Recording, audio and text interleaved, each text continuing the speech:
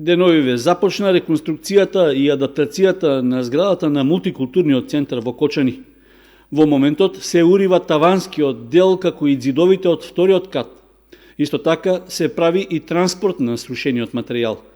Градежните работи што ќе следуваат опфаќаат хидроизолација, ќе се постави комплетно нова водоводна и канализацијска мрежа, ќе се инсталираат нови ПВЦ врати и прозорци, а исто така целосно ќе биде променет кровот. Како дел од реконструкцијата е и изведба на термичка фасада, молеро-фарбарски работи и оспособување на таванскиот дел за потребите на мултикултурниот центар. Исто така, ќе се обноват подовите, ќе се промени осветлувањето во објектот, ќе се постави нова сигурносна и видео опрема, како и противпожарна и громобранска инсталација.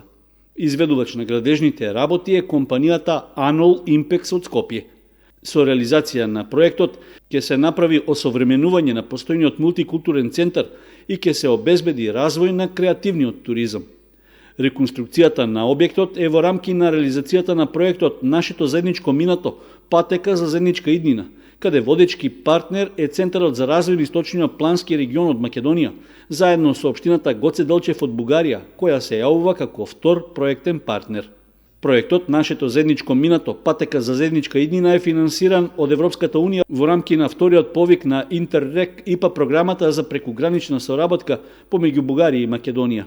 Средствата што ги има на располагање Центарот за развој на источниот плански регион се во висина од 315.000 евра, од кои општина Кочани од својот буџет учествува со 65.000 евра.